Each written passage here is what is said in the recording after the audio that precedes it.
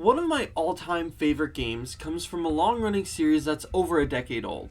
Every fan of the series can agree that this is a good game. Some might not say it's their favorite, but it's hard to say that this is a bad game. Your adventure starts on a backwater planet. You meet a friendly little robot that will accompany you, not throughout the whole game, but he does travel with you and gives you information about the main villain right as you meet them. Yes, I'm talking about Borderlands Ratchet and Clank! So as of recently, I've noticed that Ratchet and Clank and Borderlands are really similar, both from a corporate greed story message and the scrappy look both games have. Like, I've genuinely been finding so many similarities that I'm starting to think I've been Mandela affected and that there's only one game. This isn't a case of me wanting to talk about this, I need to talk about this. And before I begin talking about their similarities, there will be spoilers for the games if you have not played through them. FYI.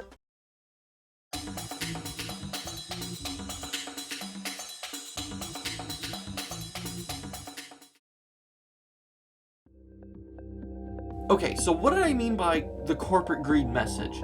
Let me explain. In Ratchet 1, the main villain Drek is a greedy, powerful chairman of Drek Industries, and it's honestly pretty scary how similar he is to people with power nowadays. He comes from Orxon, a planet known for industrialization and seeks profit. On Core 2, he made internet access more expensive, and once that was done, he moved on to capitalizing the rest of the galaxy. Once Orxon became too polluted for his kind to live on, he decided to start taking pieces of other planets to construct his own new one, which he was gonna industrialize for profits too, ditch that one, and repeat the process. He also hired celebrity Captain Quark as a spokesperson to make what he was doing seem good, seem better to the public eye. Now with Borderlands 2, we have Handsome Jack, president of the Hyperion Corporation after killing the former CEO. This dude is a piece of work. In Borderlands 2, we can see Hyperion has set up facilities all over Pandora, and when we even visit Firestone again, you can see how over time the Hyperion Corporation has just poisoned the planet completely. Because of the events from the first game, the introduction of Iridium has led to Hyperion trying to capitalize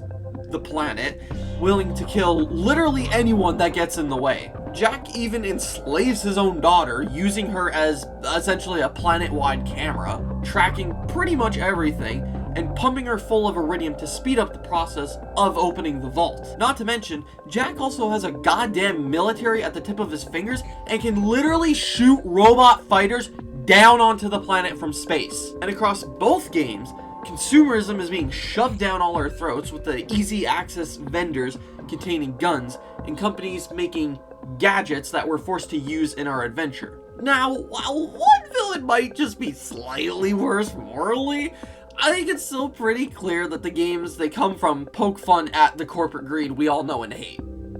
So as I stated in the intro, but I'll add a little bit more detail to, both games start really similarly. In Borderlands, we got Claptrap greeting the Vault Hunters and talking about Handsome Jack. You escort him to a ship and eventually meet back in Sanctuary. In Ratchet 1, Clank also greets Ratchet, albeit not in a conventional way, but his infobot shows Drek, the main villain, right at the beginning of the game. As well, both prominent planets from each game, Veldin and Pandora, are described as being a backwater wasteland planet.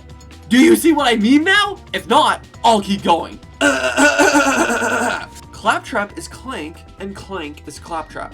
Alright, let me cook. First of all, their names start with the same 3 letters. Like, if that's not enough proof, I don't know what is. Second of all, they are technically the only one of their kind. While there are other Claptrap units in the first game, by the second game, he's the last of his product line. Clank is a defective robot of sentry bots that came from the Blarg robot factory and is given the label defect B5429671. Because of this, he is technically a unique robot and the only one of his kind. Boom! How about this? The very first person you save in each game, not including Clank, shut up, is an elderly man. Once you get to Liarsburg, you save Hammerlock. Once you battle through Novalik, you save this guy. As well, in the respective areas for the missions, beyond saving the men, your main goal is to get a ship of some sort. In Borderlands, you gotta get Claptrap's ship, and in Ratchet 1, you gotta get this new ship, because Ratchet and Clank crashed and wrecked the one they had. Both games have very distinct snow levels, with Three Horns, Southern Shelf, and the Fridge in BL2, and Hoven in Ratchet. However, both games' first introduction of the snow areas have you scaling them vertically towards the objective. In Southern Shelf, you climb the glacier, and in Hoven, you climb the bomb factory. Okay, so I've listed a lot of stuff that I think proves these two games are, in fact, without a doubt, the exact same. But I want to talk about similarities not just between the two, but their entire franchises. Because I've got a lot to say, and I guarantee you will at least somewhat be shocked with how similar these franchises are. Both Ratchet 1 and BL1 have a gun called the Blaster, both Ratchet 2 and BL2 have a weapon called the Chopper, and both Ratchet 3 and BL3 have a gun called the Plasma Coil. Now let's do something a little different. Take a guess at which character I'm talking about here. Introduced into the franchise as an erotic female dancer and entertainer of some sorts, she has a history with violence, hosting her own arena, and having intimate relations with the main villain of one of the games. While not the main focus of her persona, she's actually really good with machinery. Yep, both Mad Moxie and Courtney Gears share these qualities. How? This is a smaller one, but both franchises have multiple arenas per game you can fight in, with multiple waves of enemies starting from Borderlands 1 and starting in Ratchet 2. Both franchises' first games set the stage for the weapons they're gonna have in their series, and they actually share the same gun. If you've played Ratchet 1 or any of the Ratchet games, you'll know that the cream of the crop is the Rhino. Well, what if I told you in Borderlands 1 there was a rocket launcher called the Rhino? This cannot be a coincidence!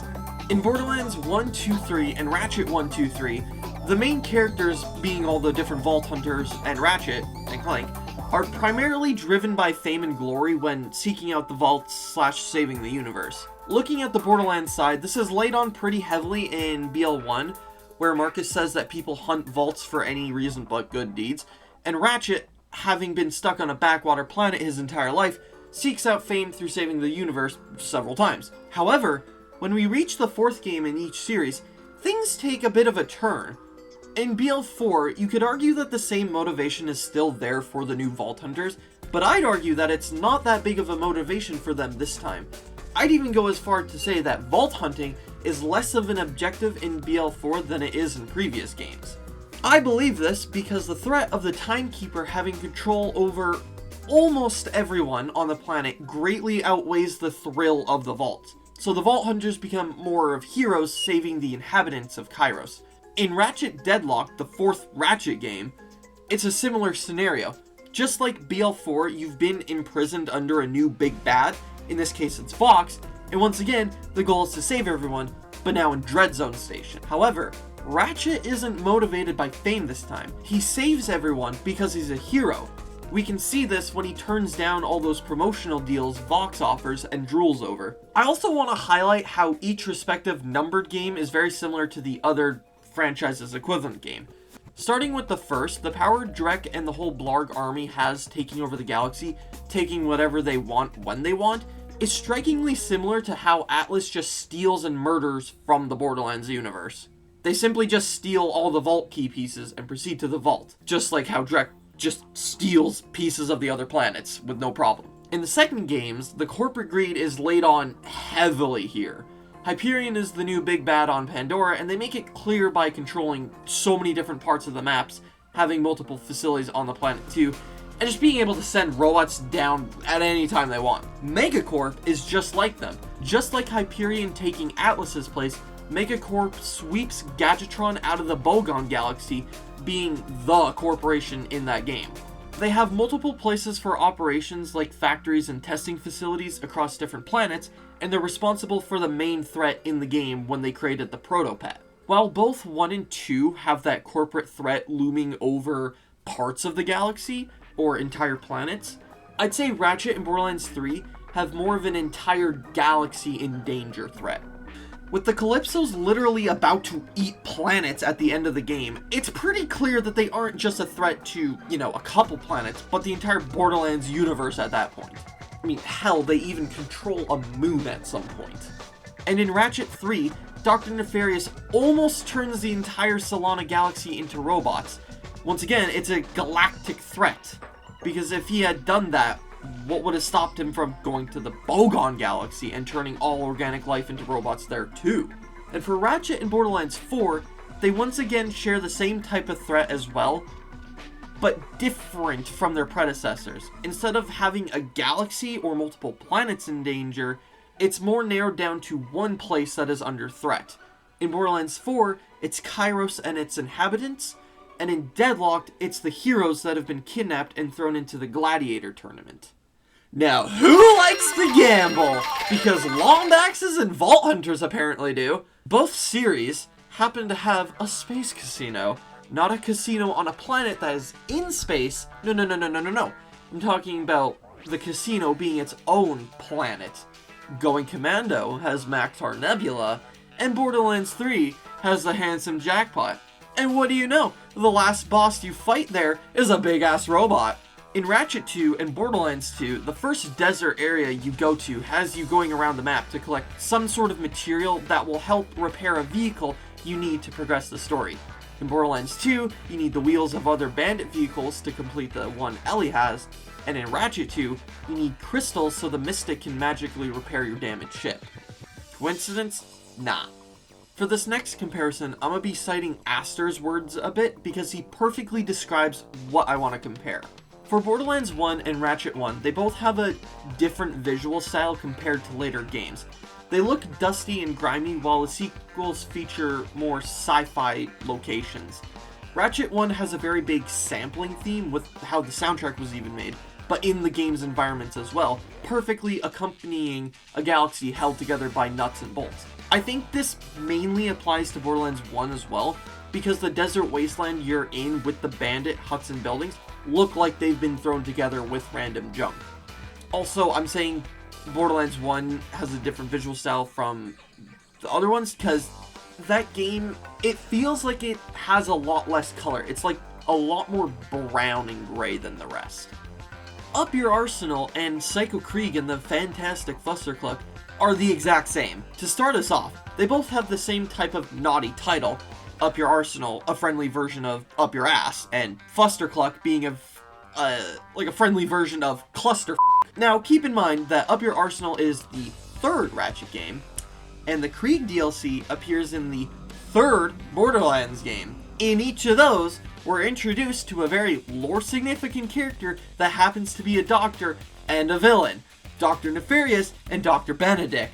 To be fair, Benedict doesn't have the same presence as Nefarious does because he keeps showing up in future games. But both of these doctors have their backstory to do with side characters in their respective games, with Nefarious being rivals with Quark and Benedict having done tests on Krieg. And in each of those games, the final boss is not the doctors, but a gigantic enemy that looms over the battle stage, the Psycho Reaver and Nefarious' mech suit. If y'all have played Going Commando, you'll remember Slim Cognito, fan favorite character right here. Shady black market salesman that sells you weapon upgrades for a secondary currency.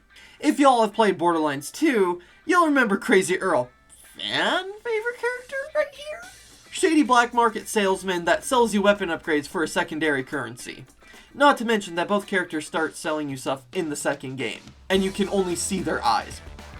In the second game of each franchise, the main villain impersonates another character that wanted help from the main protagonists. Handsome Jack impersonates Roland after using his Echo device, being able to talk as him and even having his picture and name be displayed, and Captain Quark impersonates Fizzwidget, completely disguising as him all the way to the end of the story. Near the beginning of Ratchet 3, you help President Phyronic stop a Tyrannoid invasion attacking his palace on a planet you haven't visited before. Near the beginning of Borderlands 3, you help Reese stop a Maliwan invasion on Promethea from trying to take over the Atlas Corporation on a planet you haven't visited before. Additionally, in each third installment, the main hub world is a spaceship. In Ratchet 3, you got the Starship Phoenix, and in Borderlands 3, the Sanctuary 3. Both Ratchet 1 and Borderlands 2 have a mission where you get an item called the Trespasser. While Ratchet's Trespasser is essential to beating the game because it's a gadget, Borderlands gives it an assigned mission. Still, same item name. So the villains of both Ratchet 2 and Borderlands 2 are the same. Both Captain Qwark and Handsome Jack are obsessed with the idea of becoming a hero, and at the end of the game, they're responsible for the final boss. That also happens to be a giant animal. In Ratchet 1, Qwark desperately tried keeping his spotlight as a hero when Ratchet and Clank showed up, and in the second game, he tries to save a new galaxy and become a hero once again, but ends up transforming a protopet into a giant version of it. In Borderlands 2, Handsome Jack literally lies about having saved Pandora and killing the Destroyer himself, portraying himself as a hero. He also planned to wipe the scum off Pandora and make it a paradise with no bandits. And at the end of the game, he is responsible for awakening a gigantic monster.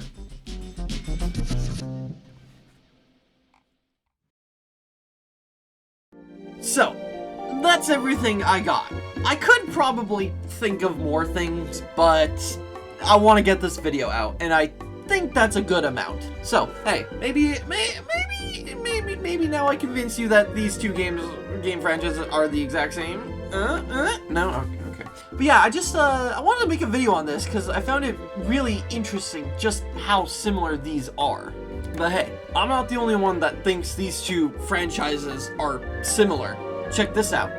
So, under what makes Ratchet Deadlock sick, great video by the way, there's a comment right here by J-Dog. You know, I just realized that the Ratchet and Clank universe is basically a PG Borderlands with its wacky guns, consumerism, and satire comedy. So clearly, I'm not the only one that sees the similarities. So yeah, if you enjoyed this stupid little video, maybe give it a like or subscribe or something like that. And thanks for watching.